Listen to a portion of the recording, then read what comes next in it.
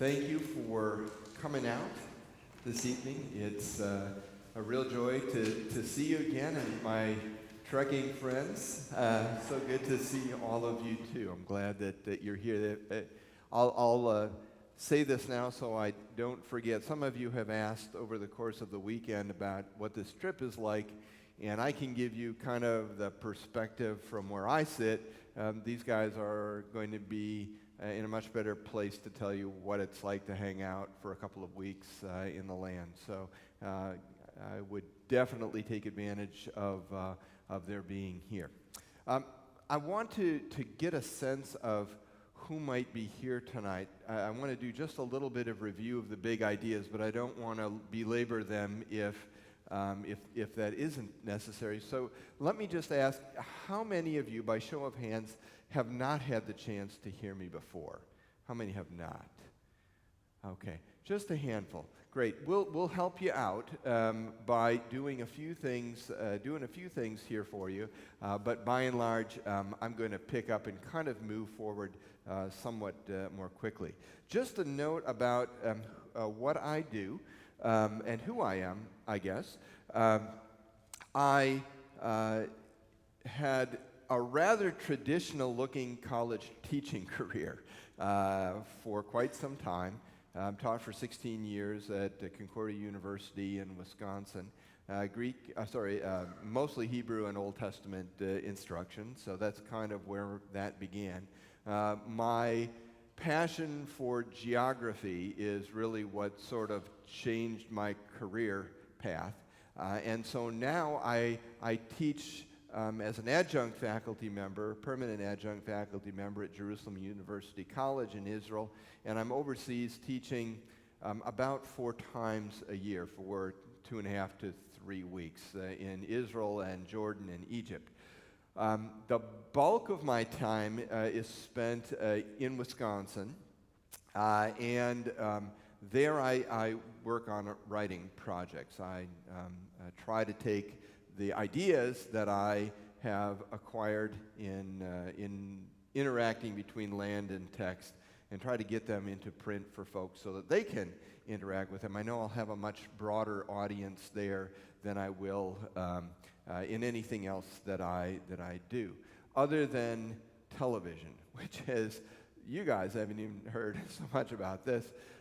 This is within the last few months that our Daily Bread ministry in Michigan, Day of Discovery folks, have committed to doing what looks like a fairly extensive set of television and video productions of the things that we do. So lots of different ways to interact with this material other than hanging out with me here on a Sunday evening. So I'm glad that you're here, and I'll get you started. And if you're intrigued by the idea, I'll get you directed towards some resources that might help you continue with the enterprise. The few big ideas that I want to make sure that I reassert before I press forward, and here's the big one. There's geography in my Bible, and a whole lot more than you might think if you're hearing this even early on in this weekend. It's very, very difficult for me to find a single page in the Bible where I am not going to have to interact with some type of geography, be it physical geography, the stuff on the surface of the earth, the topography, the geology, and so on, the land forms, the forces that interact with the stuff on the surface, rainfall, wind, earthquakes. These are all part of divine communication to us. Coupled to that is human geography. So I have physical geography and human geography. Human geography is all about the way in which human beings interact with that landscape, both on it and how the landscape changes behavior and direction in their culture. And then on top of those two, the physical geography and human geography, you can add natural history, study of the plants and the animals. Any one of those little tiny corners would be plenty of work for a career. And a lot of folks who do research, either in the sciences or in biblical studies, tend to focus on a fairly slim corridor of data. And I'm not smart enough to do that. I try to move sideways through it all, because that's the way Bible readers end up moving through it. And I think it's the most effective way for us to interact. We have got geography in both the Old and New Testament. So if you were thinking, oh, maybe if I just read the New Testament, I won't have to deal with this. No. It's in every literary genre. So it's all over the narratives. It's all over the poetry. It's all over the prophets. So I can't escape there. As I mentioned, it's virtually on every page. It's there because in some respects, God, the document we have sounds a lot like normal communication. It is extremely unusual in that God has secured his thoughts to the text. But it's very much like human communication apart from that. It consists of grammar and vocabulary, and because all of us naturally use geography as we speak with one another, right? I talked about Mount Zion this morning. I talked about these sorts of things, and Mount Zion and Lambeau Field really being the same place in some people's minds, right? The idea is that this geography that was so much a part of the world of the authors became a part of the text as God moved his thoughts through those authors in our direction. So this is crisis moment for you. If you thought you could hide from the reality, we can't. It's just there, and the decision has to be made what to do with this. Option one, which I'm neither advocating nor supporting, looks like this. It's as I mentioned earlier in all of my presentations here, this is where I began my interaction with geography. I just didn't engage it. And this despite the fact that there's lots of things about my background that might suggest I would be just the right person to go and engage that. But if we make the commitment to avoid this and instead do something more proactive, there are a couple of different ways we can do this. And this is going to be new in terms of the things I've said here. So let me make sure that I anchor you in this. This is a little deeper step into the swimming pool than we've been so far. It's not that Christian scholars have failed to interact with the geography in their writings. There's a very long history of that. It goes back into the 19th century.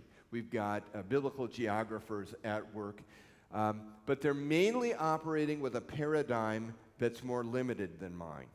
And so if you own an atlas, it's another than mine, it's likely to be based on the theoretical framework of historical geography. Historical geography looks at the role that geography plays in shaping events. It is how the place changes the nature of the event itself. It answers the question, how does geography shape events? And the answers would flow quite naturally to you if you began to think about them. Why did a city become built in the Houston area? Why did it become larger in this area? Why are ancient battles fought where they are being fought? These sorts of things are precipitated very often, at least in part, by a geographical explanation. Now, if that's your paradigm for studying Scripture, realize that it's going to work very well in a story event-based narrative, but is going to suddenly run out of steam when you get into poetry. Because the idea that events are somehow influenced by place doesn't operate if I don't have a clear-cut event going on behind the scenes. I felt that, and so I developed an alternative strategy for integrating geography with Bible study, and that's called literary geography. Literary geography identifies the presence of geography in literature and considers its influence on readers. I want you to give that one more read and one more step, because it's different than historical geography. It's answering a different question. It's not that I am disinterested in how geography influences events. I'm simply saying that that's not the whole story. Because in the Bible, I meet events as they're communicated through literature. So I need to ask the question, why is a biblical author choosing to use geography in their storytelling process? Sometimes, we find stories without a very strong geographical frame at all. And so why would they choose not to include the geography? But what this approach allows me to do is to pursue the geographical questions beyond event-based literature, beyond stories, beyond the narratives. It lets me look at the poetry, allows me to look at prophecy, allows me to look at epistles and proverbs, all of which may use geography as a literary tool or as a mechanism with which to shape their readers. I mention all of this to you because if you pick up a copy of my atlas, the Discovery House Bible Atlas, you're going to find that it reads very differently than the traditional Bible Atlas. I hear this again and again from folks who have picked it up and used it. They said, I have this other atlas, and it reads more like an ancient Near Eastern history book. And I said, yep, that would make sense to me because I know all those guys. They were my teachers, and they taught people how to move in this historical geography paradigm. What I do sounds a lot more like a geographical commentary on the Bible. It has more of a commentary feel because I'm interested in the same things writers of commentaries are. I'm interested in how language is used to shape the thoughts, which are God's thoughts, which are designed to shape how I think and act. So that all leads me to Psalm 125, verses 1 and 2. And I wanted to make sure that you heard, wait a minute, this is not a story.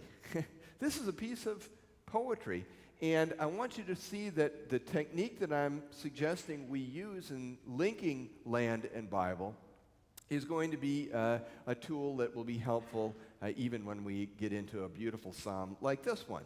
Those who trust in the Lord are like Mount Zion, which cannot be shaken but endures forever.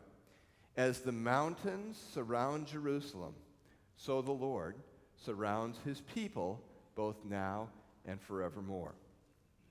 Now, as you peer into the language of that psalm, and if you're on the hunt for geography, you're likely to see some things operationalized in there by the inspired poet of God.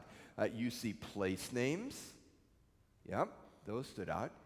You see topography.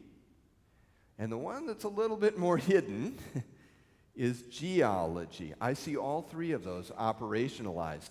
And when I highlight where I see those, like Mount Zion, Jerusalem, there's your place names. When I see the topography as the mountains surround, and when I look at cannot be shaken but endures forever, and then the language both now and forevermore, I see geology at work.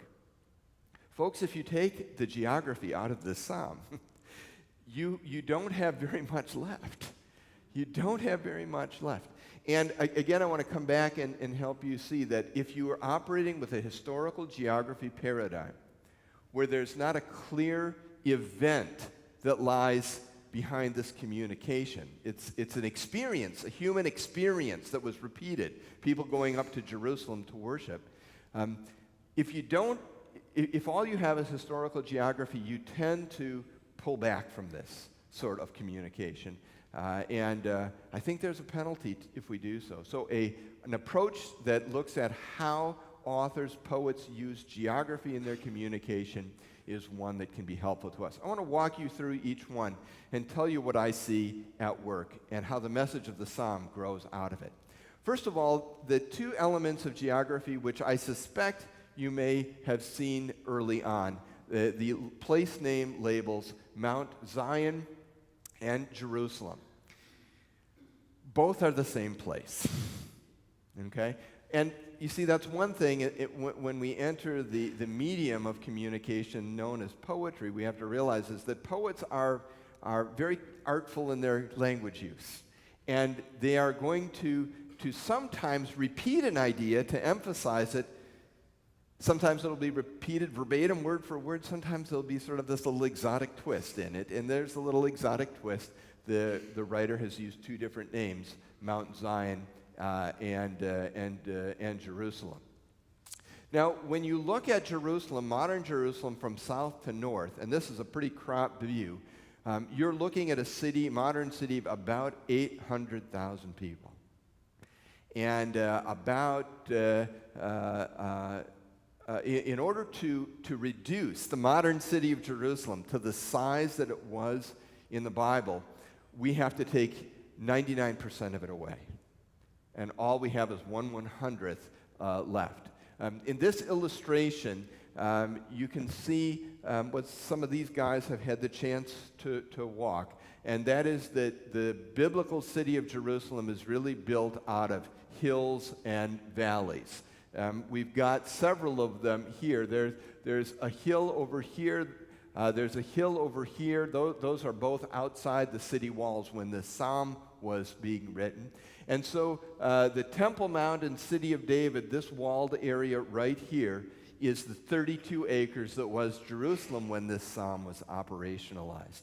There's a little tighter view of it. I wanted to make sure you would see that most of what is Jerusalem today was farmland and vineyards and pasture land. It was not walled city. So this is the place that the psalmist is writing about.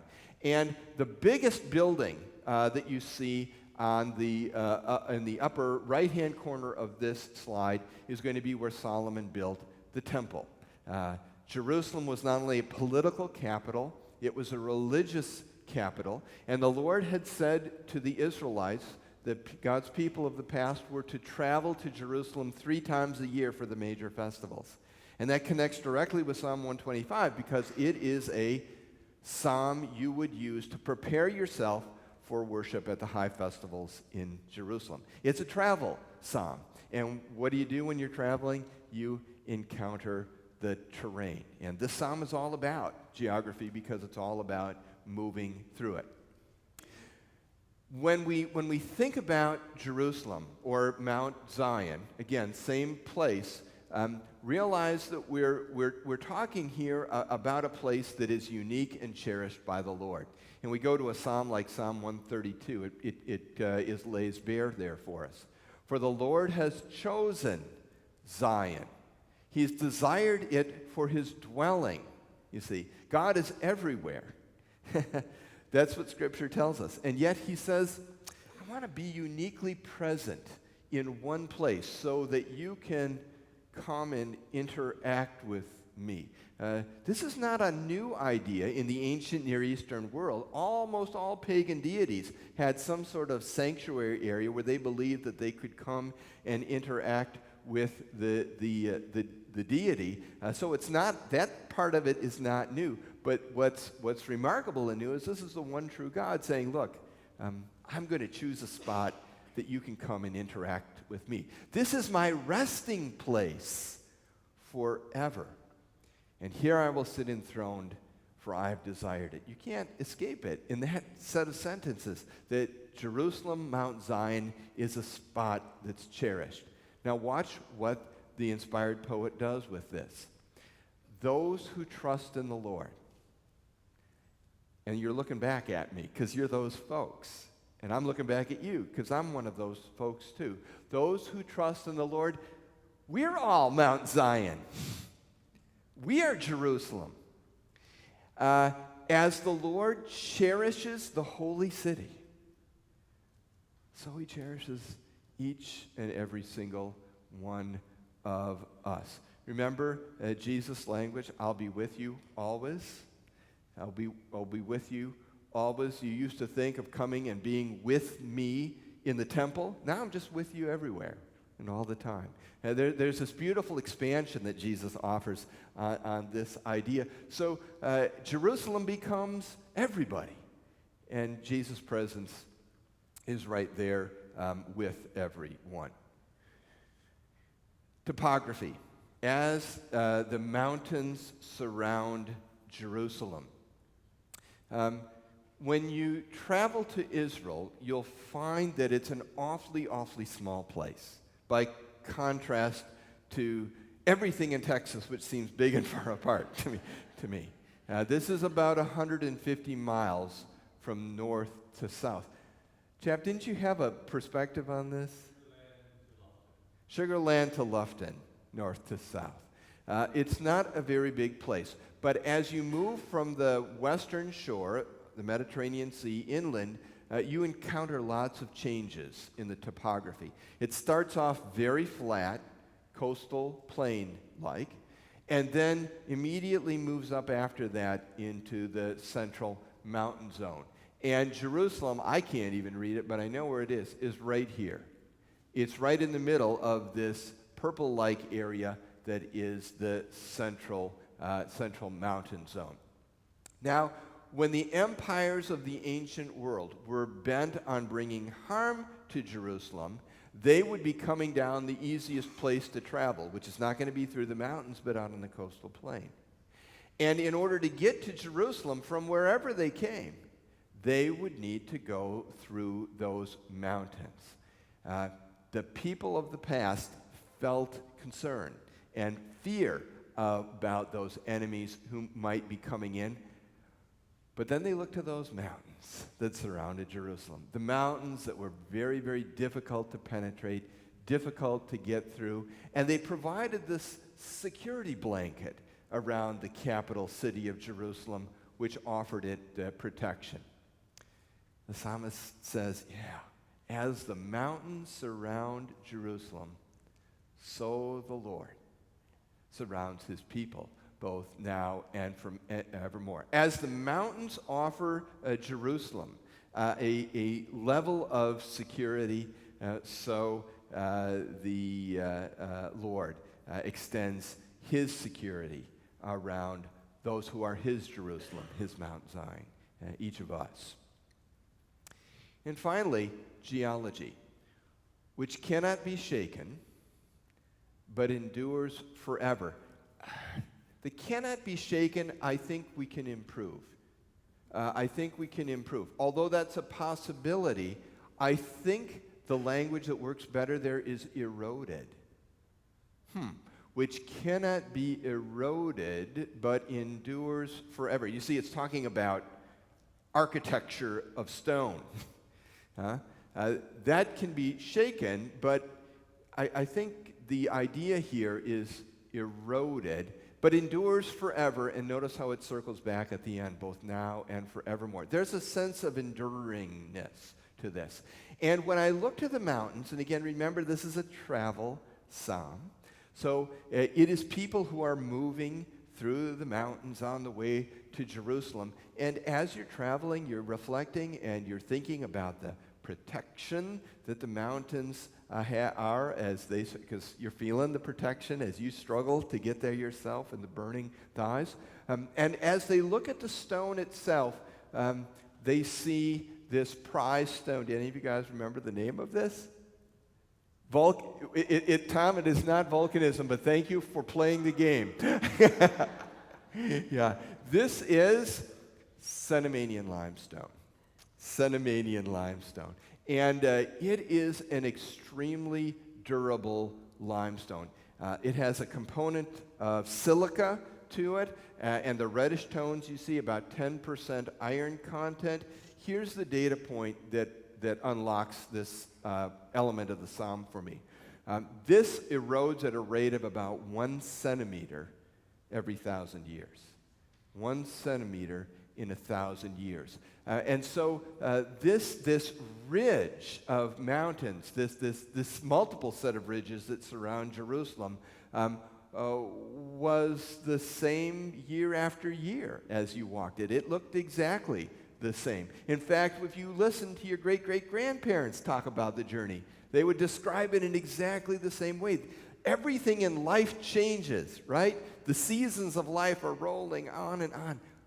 But this set of mountains that surrounds Jerusalem, it just doesn't change because it erodes at just 1 centimeter in 1,000 years. No one lives long enough to really see an appreciable difference in the way the landscape looks. Now, if I'm right, and I can change this to which cannot be eroded, but endures forever, and the language both now and forevermore, there is an enduringness to the comfort this psalm delivers. The mountains endure without changing, so the Lord's protection has a permanence, an enduring permanence, which others do not. This is a product of people walking this land. Huh? You and I zip along at 75, 80 plus 9 miles an hour as we move from place to place to place. It's a different travel experience. The ancient people didn't go as far, and when they moved, they walked from place to place to place, particularly as they headed to Jerusalem for the 3 high festivals. And as they walked, time to think a little bit. Have you done that? Go out for a walk and use that time as they're thinking about their relationship to the Lord. What is my relationship to the Lord like? It's not a whole lot different than these mountains that I am walking through. And so, as the Lord inspired the poet who composed Psalm 125, there are elements extracted from the experience of walking to Jerusalem that show up in this process. Those who trust in the Lord are Mount Zion-like. They are like Jerusalem, cherished by the Lord, which cannot be shaken, but endures forever. As the mountains surround Jerusalem, so the Lord surrounds his people, both now and forevermore. I think there's a lot going on there that is powerful, and it's unleashed if I use this particular approach to studying that psalm. If I ask the question, how is this inspired poet using geography as part of that process of communicating the thoughts of God to me? And I see some pretty powerful things going on in that psalm. When I do so. That's the first of 2 examples that I have for you. Let me pause there because I'm going to shift to the New Testament and to the story of the feeding of the 4 and the 5,000. But before I do, is there something in this idea of literary geography or Psalm 125 that I can say more about that would be helpful to you? A walking psalm. Something more there? BJ, I'll give you the chance, if you would, to switch up the unless you've got them piggybacked on here. I keep going, he says. That's why you always go up. Jerusalem actually lies at the same or at a lower elevation than many of the places from which pilgrims would travel. But in order to get there, you need to move up. You need to move up and down through them. Yeah. All right, let me see. Oh, look at this. This is the magic that I wasn't expecting. Let me shift here and say just a little bit, if I could, about the feeding of the 4,000. There's been an awful lot of discussion by Bible scholars about the feeding of the 4 and 5,000. What does this set of stories mean? There's a pretty wide range of feelings about what lessons are being taught here, and there may be more than one. There's also a discussion about whether or not there's just one event that the gospel writers have chosen to represent in two different ways, the feeding of the 4,000 and 5,000, or whether there really were two events that appear in the gospel accounts. All of that I will touch on all of that. My take on this particular text is that this is not just about food. I'm not going to argue that it's not at all about food and caring for others. I wouldn't want to do that. But I want to suggest to you that the lesson Jesus primarily sought to teach out of the backside of this miracle was a lesson about the geography of forgiveness. Now, I'm going to use Mark's gospel for most of the data points that I'm going to be talking about here. I will reach into the other gospel accounts where they cross over in a few times, and I'll be sure and label those. But this is going to be a bit of a study in comparison between these accounts. What I'd like to spend a shorter amount of time with are the 8 similarities that exist in Mark's account in how these two events are presented. There's lots and lots of crossover, again, leading some to believe that maybe Mark is getting confused here and is just taking a single event and extrapolating it out into two different stories. I'll speak to that. But 8 similarities and their difference and their significance. The bulk of my time will be spent on the 3 differences, because one of the differences is geography. I want to make sure and zero in on that for you and their significance. And then bring you to the conclusion that I've come to, and that is that what we're looking at here is not just feeding miracles that are about food, but that are primarily about the geography of forgiveness. Let's start with the 8 similarities and their significance. When Bible events make the journey to Bible story, we end up with a reduction in the amount of detail that was in the original event. I don't know how to escape that. Be careful here. I'm not saying that the Bible story doesn't represent the actual event. I'm saying it represents a smaller number of details than would have actually been in the original event. Good storytelling, by the way, simply demands that sort of narrowing and reduction.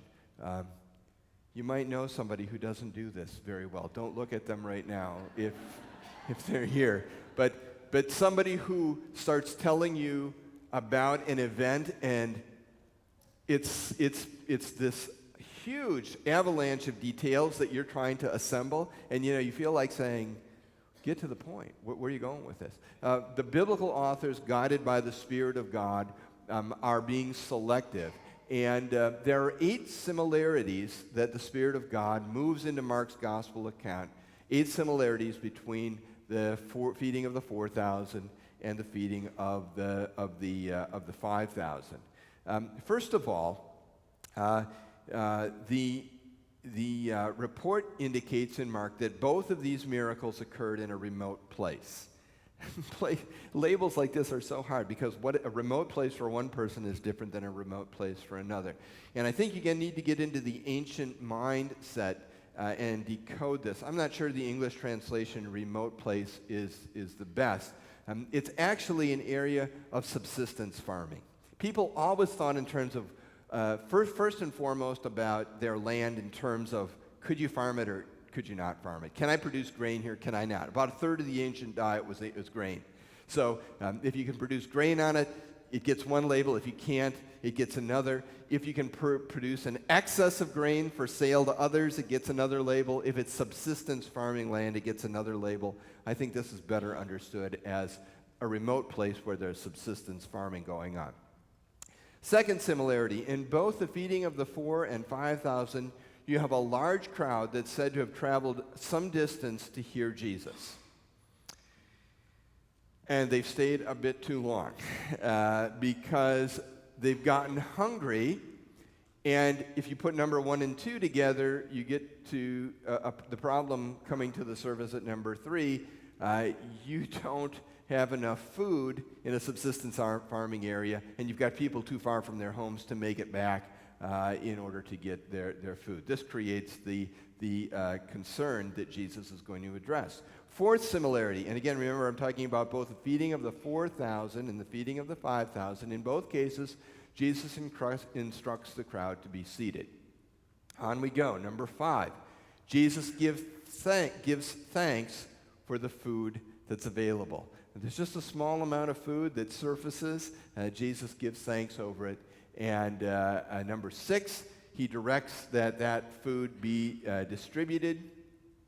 And then in just a moment, we're going, wow, I wish I had been there to see how this happened. The gospel just sort of says, and there was enough food for everyone. The food is somehow miraculously multiplied so that all eat. I love this detail. They're satisfied. You know, it's not like, I mean, we had 5 boys at the table, and there was a difference between providing food and providing a meal that satisfied them, right? So that they didn't come back and, well, they always came back for pretzels and ramen noodles and something else to eat. But the idea in both these cases, feeding of the 4,000 and 5,000, it's not just so that everybody had a little bit. It's so that everybody said, okay, no more. And as a consequence of everyone being satisfied and more than enough being there, both miracles, large baskets are filled with leftovers. Okay? So there you go. 1, 2, 3, 4, remote place, large crowd travels far to hear Jesus, thousands without food. Jesus instructs the crowd to be seated. Jesus gives thanks, has the food distributed, it's multiplied, and baskets of leftover are collected. Let's move to the significance. Why would the Holy Spirit lead Mark to take these 2 events and so closely pair up the contents? Several things here I'd suggest we have a look at. The first is exactly what we're doing here. Because these 2 stories sound so very similar to one another, we are inclined to bring them near one another for comparison, right? I mean, I'm not up here this evening saying, well, let's talk about the feeding of the 5,000 and let's talk about Jesus healing the man born blind, right? It's not that those aren't amazing stories. It's just that they don't seem to have a lot in common. And so as Mark tells these 2 stories, with so many points of continuity and crossover, the similarities really do encourage us to put these into one another's company for interpretation. This is an important one. The 8 similarities highlight the fact that Jesus treated both hungry crowds in precisely the same fashion. When you look at the similarities, you go, wow, he never managed these 2 groups of people differently. In fact, from the get-go, we see them paired up like this, and everything Jesus does with them, for them, to them, matches up. That's significant, and I'll come back to that. And the 8 similarities make the differences stand out more dramatically. You ever see the little piece of television programming for the kids? One of these things is not like the other, right? This is helpful for that, yeah? When you have all of these similarities sort of stacking up, it makes oh, wait a minute, that's different. It makes those differences stand off the page even more dramatically than they would otherwise. All of that prepares us to look at the three differences. And here is where I think the real meat and power of this particular story comes in, as we'll see. I've brought these two stories together, and what I haven't tipped you off on is that Jesus does exactly the same thing. You have the recounting of the feeding of the 4,000 and the 5,000, the recounting of the feeding of the 5,000, and then we move away from them, only to have Jesus come back in Matthew 16 and have a conversation with the disciples about these two miracles. So we have the report of the two miracles, and then we have Jesus coming back after they're both accomplished and says, look, I want to talk to you about these things. I love this story because it has so much of the human factor to it. The disciples get into the boat with Jesus and they push off from shore. I'm filling in a little ahead of what's in Matthew 16. They push off from the shore. And, excuse me, Jesus says to them, beware of the yeast of the Pharisees and the Sadducees. And immediately the guys go, oh man, did you bring the bread? No, I didn't bring the bread. Did you bring the bread? No. And so they were having this discussion with one another about, we forgot to bring bread. That must be why he's saying, this sort of cryptic thing about the yeast of the Pharisees and the Sadducees. And then Jesus stops that conversation about who forgot the bread and says, don't you understand? Don't you remember the 5 loaves for the 5,000 and how many basketfuls you've gathered? Feeding of the 5,000. Or the 7 loaves for the 4,000 and how many basketfuls you've gathered? Jesus takes these two events that are in the past now when he's saying this, and he says, I want you to go back and I want you to rethink this. How is it you don't understand that I'm not talking to you about bread, but be on your guard against the yeast of the Pharisees and the Sadducees? There is something about those two feeding miracles that addresses a misperception being taught by some of the Jewish leaders in Jesus' day. And Jesus is deeply concerned about this yeast, a little bit of fermented bread dough, that finds its way and works through the whole of the dough. Jesus says, I'm concerned that you are being infected with this misperception. And so we're kind of left hanging there a little bit. Well, what is it that Jesus is talking about? What is the teaching being promulgated by the Pharisees and the Sadducees that the feeding of the 4,000 and 5,000 addresses? Feeling the tension, we move on. Let's take a look at the differences, because it's in the differences that I believe we're going to come to greater clarity about what these two miracles are about and why Jesus returned to them and said, hey, this should forever shut down that misperception with regard to the Pharisees and the Sadducees. 3 differences between the two feeding miracles. Number 1, the number of households. And I'm using the label households there particularly. Mark 6:44 says 5,000 men. Mark 8:9, 4,000 men. We are, again, prone to read ancient documents. Thank you. You correctly surmised, Julie, that I was... where were we? Feeding miracle. When we read ancient documents, there's always a tendency to read our current culture into them. And so when we hear 5,000 men, I think, well, 5,000 males. And that's not the way folks thought in the New Testament. They thought in terms of household. To this day, in the Middle East, if you travel there and you interact with the local folks, both Israeli and Arab, they are folks who tend to think of themselves as part of a group before they think of themselves as a sole individual. They will, if you ask them how they are, tell you how their whole family is. Because how they are isn't really relevant unless they put it in the context of the household, of the larger family unit. So the smallest group was the extended family, and the extended family lived in the same house or compound. And so I think when Jesus says, or when Mark reports that there were 5,000 men, it would be best for us to hear 5,000 households represented.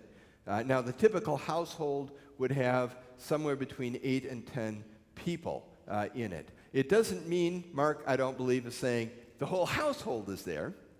It might have been 2, maybe 3 representatives, maybe just 1 representative. But again, when you're doing the math, you got to go, well, how would Mark have done the math? He's not going to be thinking in terms of individuals, but in terms of groups. I've got 4,000 or 5,000 households here, depending on the miracles. One of the differences, how many households are present. Second difference is the number of baskets of leftovers collected. The number of baskets of leftovers collected. And it's so striking again that this is a product of satisfaction, right? Nobody's pushing the bread away until I can't eat anymore. I'm done. Here you go. And the disciples actually end up collecting more leftover materials than they actually started with. The number of baskets in the case of the feeding of the 5,000, Mark says 12. There were 12 basketfuls collected. The feeding of the 4,000, 7 baskets collected. Third difference. Finally, we get to geography. It was a bit of a journey, but thanks for hanging with me. Here we go. There's a place difference between the feeding of the 5,000 and 4,000. You got to work a little harder to see it, but when you look at the text, as we will in just a moment, you're going to see that it's clear there are 2 different geographical areas where the events are based. The feeding of the 5,000. Remember, sometimes the data has to be mined a little bit, and this is one of those cases.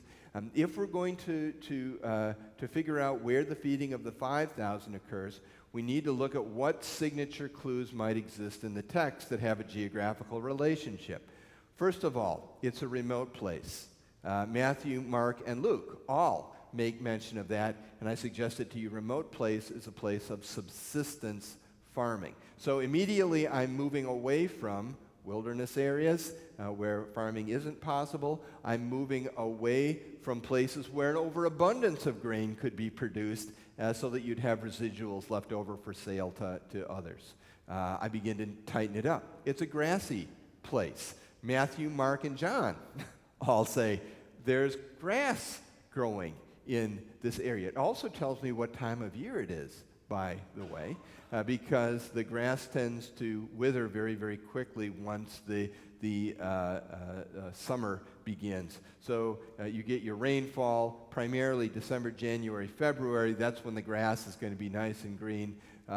March, April, you get the flowers at their peak, and then comes June. And oh my, it just dries up very, very, very quickly. Third observation, Luke says they're near Bethsaida. There's a place name. That's really helpful. That's going to be on my map, perhaps, somewhere. John says that these were pilgrims, traveling. They were moving down the road, probably pilgrims on their way to Jerusalem for one of the high festivals, maybe using Psalm 125 as they went. So it would be helpful for me to cite this miracle near where I might know a road system, particularly one which would house lots of people traveling, because we got lots of households here, right? So I'm looking for a more significant roadway rather than, you feel like you're doing CSI here? A little bit. John 6 says, shore of the Sea of Galilee. You know, at first blush you may, well, there's not a lot of clues here, but wow, there's a lot of clues here. Somewhere on the shore of the Sea of Galilee, John 6:3 says it's on a mountainside or a ridge side. Well, when I begin to put all of those data together and begin to exclude places that don't fit, I'm going to end up near the Sea of Galilee, right? Near Bethsaida, remote place. Here's this yellow line, a major road system that's moving through here. I'm going to suggest that the best location for this is going to be just about there on the north shore of the Sea of Galilee. If you put all of those geographical indicators together, it's that ridge right there. It has sufficient size. It's near a roadway. It's near Bethsaida. It's farmland that is subsistence farming. And all of the other things that I had mentioned to you, all of them come together very nicely there. It isn't the only spot, but it's about the only spot near Bethsaida that I could locate it. So the feeding of the 5,000, I'm going to put just about there. Whoops, that's not what I wanted to do. Here we go. All right, the feeding of the 4,000. We're talking about differences, right? We have a difference in the number of households, we have a difference in the number of baskets collected, and we have a difference in place working on that one. Matthew 15, we've got a little bit less evidence here, huh? A little bit less evidence to work with. It's near the Sea of Galilee, according to Matthew. That's helpful. I mean, if I've got the land of Israel and suddenly I bring it down to the Sea of Galilee, that's helpful. It's on a mountainside. It's got to be a ridge system that's at work here. The real power comes in Mark 7:31. It isn't immediately connected to the feeding of the 4,000, but it suggests where Jesus is coming from and where he's going. And the label Decapolis is used. And if I know where Jesus has begun, he began up by Tyre and Sidon, to the north of the Sea of Galilee.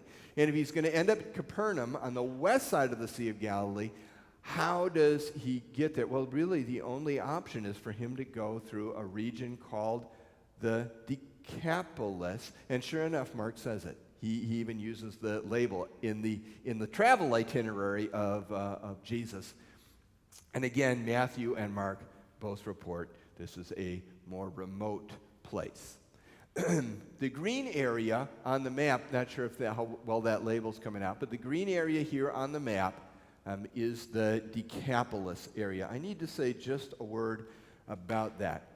When the Romans came into this region, and they were the ones who were collecting the taxes and imposing leadership in the land during the time of Jesus, when they were in this area, they divided this piece of real estate up and put their own labels on it. And they're the ones who put the label Decapolis on the landscape, and so it appears here on our maps. Decapolis is 10 cities, and a polis is, in particular, a Greek city that had a very, very important function in the Greco-Roman world. A Decapolis city was a metropolis. Now, I'm talking about the difference between a village of a few acres and a metropolis that sprawled for dozens of acres. It was a metropolis, and it had all of the entertainment and cultural features of European Rome. And so you had theaters, and you have horse racing stadiums, and you have pagan temples. You have all of this very dramatic building, and for the rural peasants of Israel, looking at a Decapolis city was looking into Europe. I mean, you saw these massive structures. And the purpose behind those Decapolis cities was to say to the locals, look, if you would just abandon your old traditional ideology and beliefs and come on over to our side and have a look at life through the eyes of the Greco-Roman world, you too could have horse racing stadium and theaters and bathhouses and indoor plumbing. I mean, all of these things were part of the draw of the Decapolis city.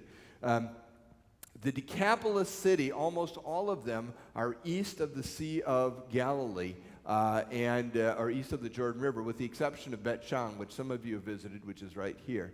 But the Decapolis city, likely in view here, is Hippos. So you see when that label Decapolis goes on the map, suddenly the shoreline of the Sea of Galilee shrinks down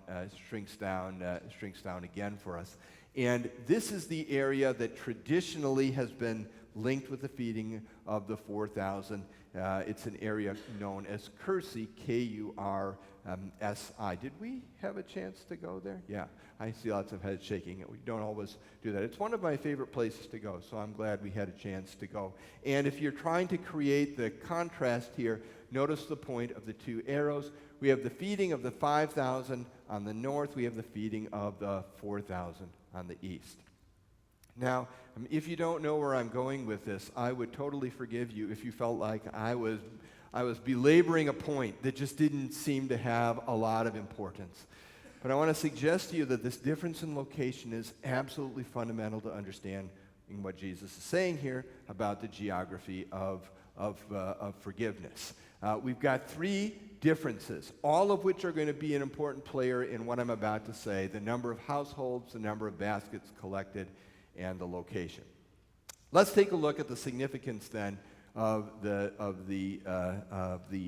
three differences that I've highlighted for you. Number one, the differences emphasize that Mark is telling us about two different events rather than one event told in two different ways. I think this is very supportive of a two-event rather than a one-event theory that some folks have had about this. There's clearly, in Mark's mind, two different events. And Jesus himself circles back and says, you remember, there were two different events. So if you want to collapse them into one event, you have to overcome the obstacle of these differences, and you have to overcome Jesus' statement that there were two different events. The latter is pretty tough for me to do. Here's a big one. The differences indicate that two different ethnic groups benefited from the miracles. Two different ethnic groups benefited from the miracles. They're identified, first of all, by the number of baskets collected, and secondly, by the location of the miracles. Think about the possibility here. If Jesus is treating two different groups in exactly the same way, could he, in fact, be making a statement about how the disciples should be treating these two different groups? Let's see what we can find. Jesus' point, again, in Matthew 16. This is the text that happens after the feeding of the 4,000 and 5,000. It's the text that Jesus comes back and says, look, I want you to think about these two miracles. Don't you remember the 5 loaves for the 5,000 and how many basketfuls you gathered? Or the 7 loaves for the 4,000 and how many basketfuls you collected? Now, the answer isn't given here, but it's a pretty quick run over to Mark and say, okay, here it is. There are 12 baskets collected after the feeding of the 5,000. I think almost everyone that I know as a Bible scholar says that number 12 has a relationship to the people of Israel as an ethnic marker. Remember that Jacob had 12 sons, the 12 land parcels that were distributed. That number 12 is one that becomes very intimately connected as an ethnic marker for the children of Israel. And I don't know of anyone who retreats from that. Now, if the number 12 is an ethnic marker and the number 7 is being paired with it, I think you almost have to lean in the direction of saying, well, this must be some sort of ethnic marker as well. And I believe that it is. I believe it is an ethnic marker for Gentiles. Now, it's true that the number 7 has different uses by the biblical authors depending on where you're reading. But because we're reading contextually here and comparing these two miracles, I think I got to lean in the direction of seeing ethnic marking in that number 7. And I look at a text like Deuteronomy 7, verse 1. Ironically, that is in the 7th chapter of Deuteronomy. Deuteronomy 7, verse 1, in which the Lord tells the Israelites, I'm bringing you into the promised land. This is before they arrived, the time of Joshua. I'm bringing you into the promised land, and I am going to displace 7 Gentile nations larger and stronger than you. So that number 7 gets linked there to the group of folks that had been in this arena before. Now, the geography supports and amplifies that ethnic difference between the two groups. The feeding of the 5,000 occurred on the north side of the Sea of Galilee. The feeding of the 4,000 occurred on the east side of the Sea of Galilee. You know, this is just so much easier if we would just be there and I could point, right? But there's your map, huh? There's your map. You can see both places from the place about which the feeding of the 4,000 occurred. We're standing in the area of Kersey in this photograph, and I think the ridge just off camera to our right is likely the ridge that Jesus would have used for that feeding miracle. And the ridge just here on the horizon is the one that is on the north side of the lake. So I'm standing at the one on the east side looking north. Whoops, you can see that it's not terribly far. It might be 3 kilometers, a couple of miles or so. It's not terribly far. But as is so often the case, a short distance in the ancient world could mean big differences. The north and west side of the Sea of Galilee was primarily home to observant Jews. We have lots of evidence in support of where people lived. In the archaeology, for example, we can see what sorts of pottery, which is signature of ethnic group. We can take a look at that, and we can almost draw a line where the Jordan River enters the north side of the Sea of Galilee and go around to the west, and it's all Jewish all the time, observant Jewish communities out there. These are folks who made sure that they didn't do anything that violated Shabbat, Sabbath. They ate kosher foods, and they worshiped the Lord in Jerusalem. That is the folks from the north to the west side of the lake.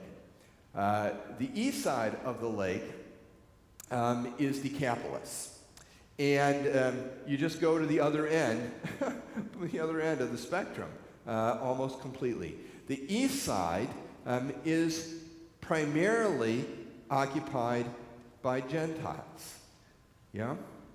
And I'll add here that I think this is probably the far-off country to which the prodigal son fled. You remember the story Jesus told about the young man who, Dad, give me my inheritance, and he squandered it. And the text says he went to a faraway country, and we think, well, he must have gotten an airline ticket and, really gone far from home. Just go to the other side of the lake. Just go to the other side of the lake, and there's your far-off country. This is a place they raised pigs. Remember when Jesus was met, he came to the east side of the Sea of Galilee. He's met by a demoniac, demon-possessed man, about as un-Jewish as you can get, chained, naked, living in a cemetery. I mean, you're just like going down the list and yep, that's not Jewish. And Jesus frees the man of the demons and sends them into pigs, right? That were being raised on the side. They did what they want on Saturday. Saturday wasn't a special day for them. It wasn't Sabbath. And they worshiped a whole bunch of different gods in a whole bunch of different places. This was an entirely different cultural arena than the other side of the Sea of Galilee. And so if I actually put the labels on, I put them on like this. So you have observant Jewish folks who are living on the north and the west side. You have Gentile folks who are living on the east side. And by the way, the poor disciples, who are trying to keep up with Jesus, who's bursting their old paradigm of what it meant to be Jewish and what it meant to think Jewish.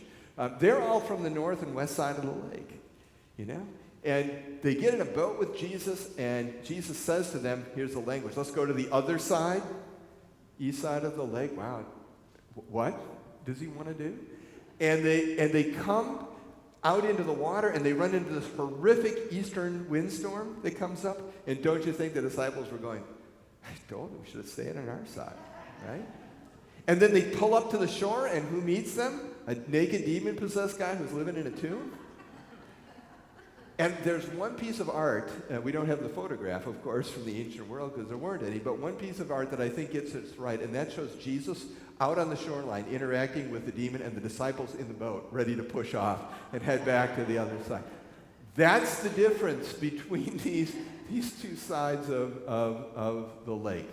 And I'll take you back to Matthew 16. Jesus, again, rehearses the two miracle details. Says, remember the differences. He mentions the number of baskets. I'll add the geography. And he says to them, don't you understand what I'm talking about here? I'm talking about the yeast of the Pharisees and the Sadducees, this ideology that I don't want you to think about and adopt as your own. This is a teachable moment for the disciples. In Jesus' day, there were many Jewish leaders who believed that Gentiles should not be considered part of the kingdom of God. I understand that bias. They are being occupied by Romans, right? The Gentile other. There is a great antipathy of the observant Jewish community towards the Roman occupying force in general. And so it became part of contemporary Orthodox thinking on the west side that the good news is that God will come back and he will get rid of all of these nasty Gentiles, and we will reign with the Lord into eternity. And if the Gentiles are there at all, there's some Jewish writings that suggest the Gentiles will be the servants at the table if there are any God-fearers among them. Here's the big aha that I hope you'll walk away with. By treating the hungry Jews and Gentiles in precisely the same way, remember the similarity. It's almost point for point. You can't, you go in there and you go, well, did he nuance this at all? No, he treated them exactly the same way. Jesus was confirming that both groups were part of the kingdom of God and full heirs of the forgiveness that he had come to bring, no matter what side of the lakeshore they lived on. This is a story not just about food. It's a story about the geography of forgiveness. And when I hear that this is not just about food, but about the geography of forgiveness, I think of the parallel here. For all have sinned and fall short of the glory of God. Like everybody across the board is in the same place. And then in concert with that challenging and difficult message that really erupts into our core, you've got this beautiful, for God so loved the world. Look at that geography of forgiveness at work. For God so loved the world, that he gave his one and only Son, that whoever believes in him shall not perish, but have eternal life. The geography of forgiveness is mentioned in more than one place in the Bible, and that's not surprising, because important things that God has to say are often said more than once and in more than one way. And so you have John saying it this way, for God so loved the world, and then you have Jesus interacting with people from two very different corners of the world who just happen to live near one another on the Sea of Galilee. And by treating the Jewish community on the north, feeding of the 5,000, and the Gentile community to the east, feeding of the 4,000, by treating them in exactly the same way, he was helping the disciples see what that looked like. And by, in turn, what their ministries were to look like. And in turn, what our ministries are to look like.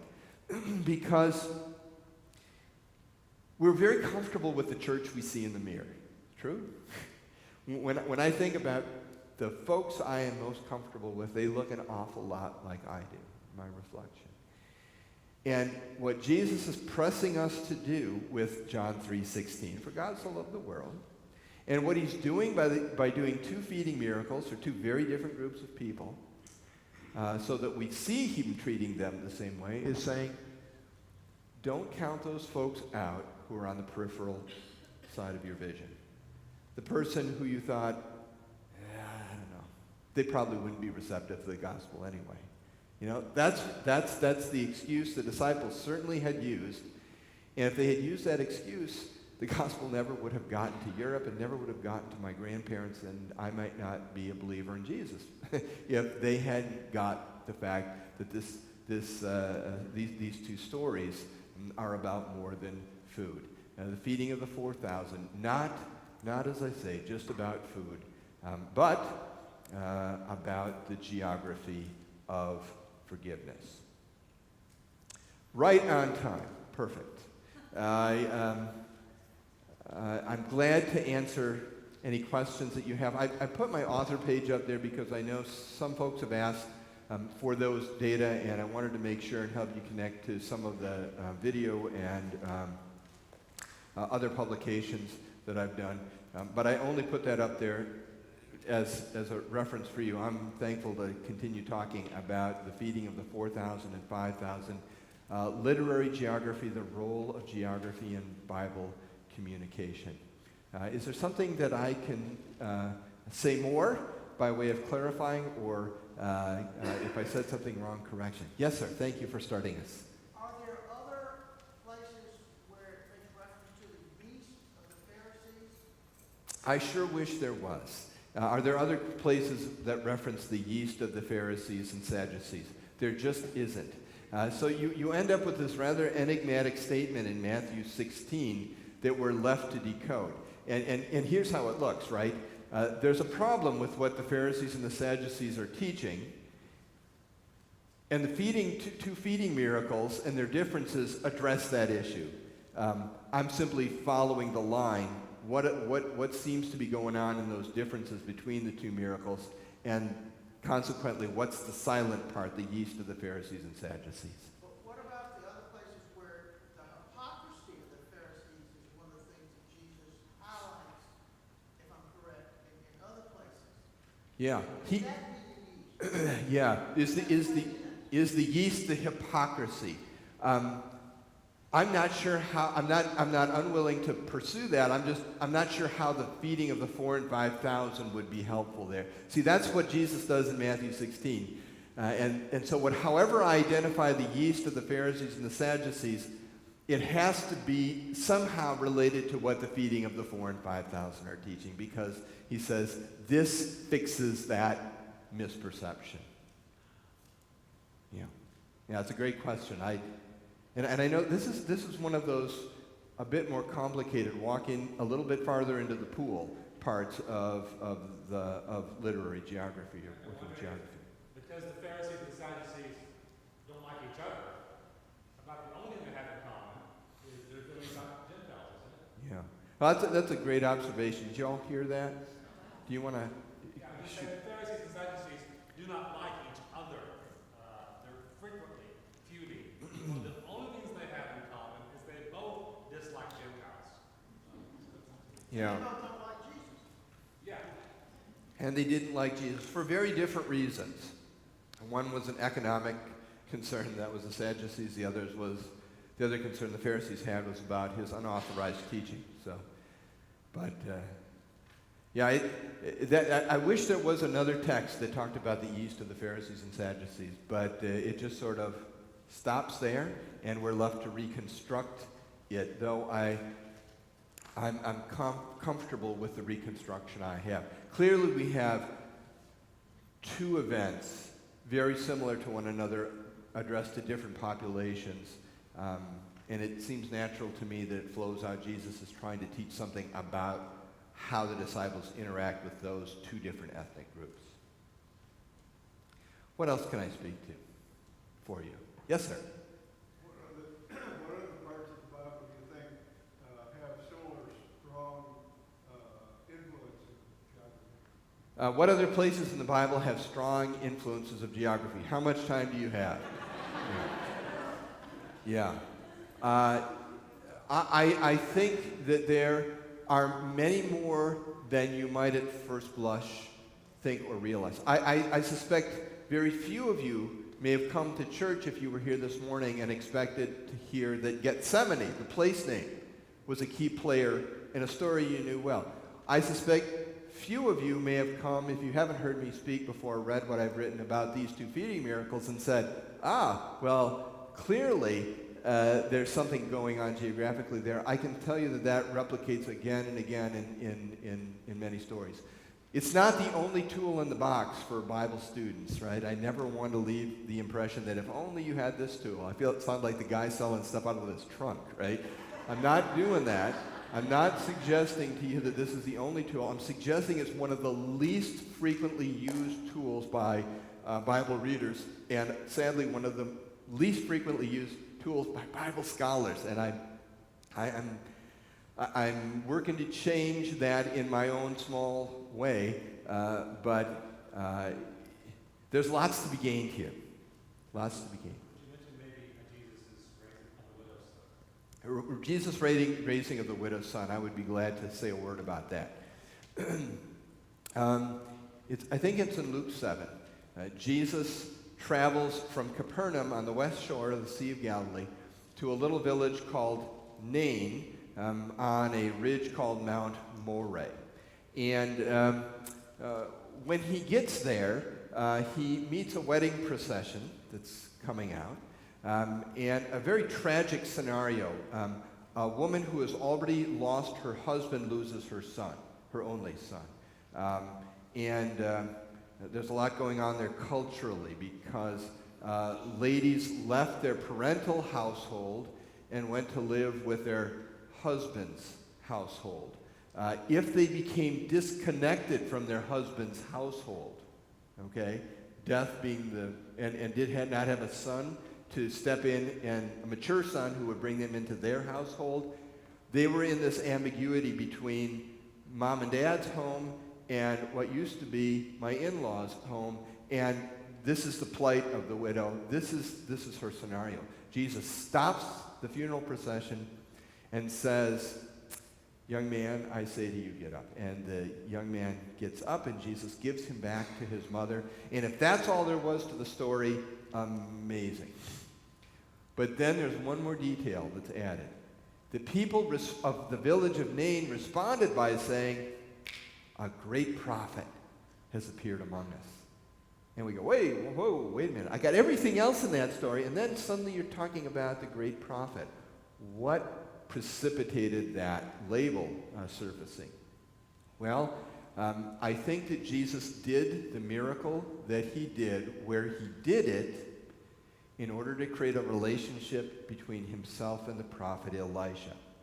Because although there's a different village name, the village of Shunem, it's only about a 15-minute walk across the crest of Mount Moreh. So I have Mount Moreh here, I've got the village of Nain where Jesus raises a young boy, and I have the village of Shunem here. And in 2 Kings, we're told that Elisha raised a young boy from the dead and gave him back to his mother. 15 minutes walk away from where Jesus does it. And I think that there were many widows who were looking at very tragic scenarios in their life. And maybe Jesus raised young people more than once in his life. But when it's recorded by Luke, he records this event and the reaction, I think, because it's informed by the place. People remembered that miracle. I mean, there's not a lot that goes on in Mount Moreh. And so when something big happens, it sticks to that place.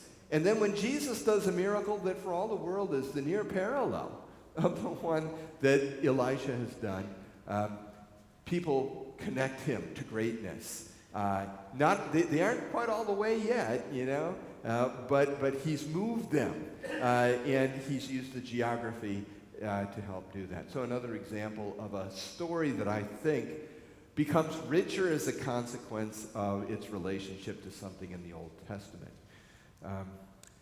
There's a book that's being contemplated right now. I'm not sure if this is going to be out in this form, but I'll explain to you what its genesis is, because it has a relationship to this.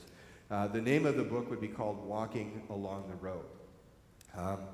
Deuteronomy 6 says to parents, talk about these things with your kids when you're walking along the road. Physical spaces become teaching opportunities. That's where Elisha raised the young boy from the dead. That's where Elijah defeated the 450 prophets of Baal. That's where Gideon was successful against the Midianites. Landscape is used to teach as people walked. And because people paired event and landscape, okay, now when they looked out at a landscape and they just didn't see the role of the terrain, they saw the history, it's striking to me how often a New Testament event will overlap with an Old Testament event. So Jesus heals 10 lepers, one of them a Samaritan, in nearly exactly the same place that Naaman was healed of his leprosy in the Old Testament. Jesus raises a young boy and gives him back to mom at virtually the same geographic location that Elisha did it. So you get this pairing of events, and Walking Along the Road is a book that, if it comes to fruition, is going to formally try to bring these parallels together for folks so that they become more apparent. Jesus says, I am the Messiah, at a little village called Sychar, which is about 7 minutes walk from where Abraham was told, one of your descendants will be the Messiah. You get all of these overlaps geographically. And for those of us who don't organize our Bibles geographically, we organize them in book form. The geography tends to reorganize Bible stories and bring things together that we don't necessarily see as belonging in one another's company with the other tools that we have. Well, that's a long answer. Stop. Something else that I can speak to. Yes, please. I had a question as you were talking about the similarities and the differences. In my mind, I was wondering about the numbers, which you then addressed and answered. And I hesitated to ask this because I really like the answer you gave with that they went to the other side, and both sides are part of the kingdom. That rings with me. But I wondered about the symbolism of the numbers. 12 I kind of figured out, but I think of 7 as being a complete number, and so Yeah. I wonder what significance that might have had. Yeah. You seem pretty certain that means the Gentiles, and I like that. Yeah. How did I get there, huh? Well, let me first of all say that the use of numbers, we use numbers like this too. I have a million things to do today. Oh, really? Where's your list? Let me see what that looks like. So we use numbers in different ways as symbols of different realities. And 7 sometimes is used by the biblical authors as a symbol for God or of completeness. So we have to ask the question, in this comparison, what makes most sense for me to do with that number 7? And for me, if Jesus says, go count those baskets again in your mind. Remember, you collected them here, go count them. And think about what that means. Well, if the number 12 is a signal of an ethnic group, I think we have to at least first of all entertain the thought that 7 might be functioning in the same way. And so I see those two, 12 and 7, as parallels. If I see 12 as an obvious ethnic marker, I think I have to consider very strongly that 7 is also an ethnic marker. And then if I go to Deuteronomy 7:1, I see that's exactly what the Lord did with it. He used that number as a marker of Gentiles. At least once in the Old Testament, recurs in Acts too. So that's how I have landed there. Yes, please. In my mind, it's a possibility that 7 being complete, which is, we knew that was one way, that perhaps he's saying that the Gentiles are going to complete, it will be a complete kingdom, including the Gentiles. Yeah, I like that too. I mean, I can't argue against that symbolism. It works for me too. Yeah. Yes, please, Ray. The 7 churches in Asia Minor. The 7 churches of Asia Minor. I hadn't thought first and foremost of that, but those are primarily non-Jewish groups there as well. Yeah, the 7 churches of Asia Minor in Revelation. Yes, please. I'm curious about your trips. Could you give us a brief overview of how many days, how many changes of hotel? Yeah. I have to read the back of the shirt. The trips that I lead are connected with Jerusalem University College. That's the organization that I work with, juc.edu, if you're interested in learning more about them. There's lots of information about the trips there. Highlights, I would say, are it's not a tour in the traditional sense. It is designed as a learning experience that pretty well fills the day, huh? we go from when it makes sense to start in the morning, which is around 7, until when it makes sense to stop at night, which is 6, 7, somewhere in there. So it's a pretty long day. It's a trip that asks for a fair amount of walking. I think 85 miles in 11 days these guys did. I would say somewhere between 80 and 100 miles is pretty typical 11-day trip for us. Accommodations varied. It's hotels primarily for our church group, church group folks, but it's an opportunity to be a part of the landscape. Is what this trip is about. It's getting out and walking it. It's turning over in your fingertips as well as your mind the places from which these rich stories come. Looking for the geography that is important to you as a Bible reader. That's what we're about. And Chuck, you may have some. Once we have a date set for early 2017, we'll have a meeting and invite everybody to come and hear about it. It is a lot of walking. Some would say it's a death march. It is a wonderful time, and we stay in 2 places primarily. One of them right in the old city, and up at the sea. So it's not moving from place to place every time. As we notice, it's a very small country. You can get places fairly quickly by boat approach. And then once you get there, then I will tell you that if there is something to climb up on, and you're with Dr. Beck, you will climb up on it. It is true. If there's something to go down into, you go down into it. That's also true. Whatever it is, he'll get you there. So I tell folks generally, several months before you go ahead and start walking a lot, and forget the treadmill. It's all Stairmaster. But we'll have a meeting and we'll talk about it and see who will be able to keep going. And I think there's something to be said for the fact that Jack has this group of people that punished a year and a half ago. And you talk to him, I mean, and listen to him again.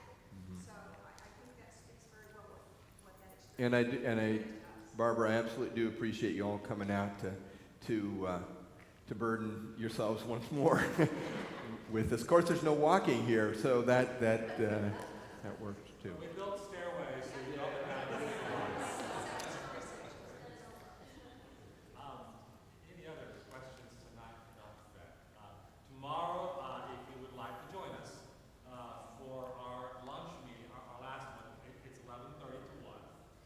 We would ask that you go on the website tonight at RSVP, so we have a number for the lunch. That's all we should have. And again, we set it up for pastors.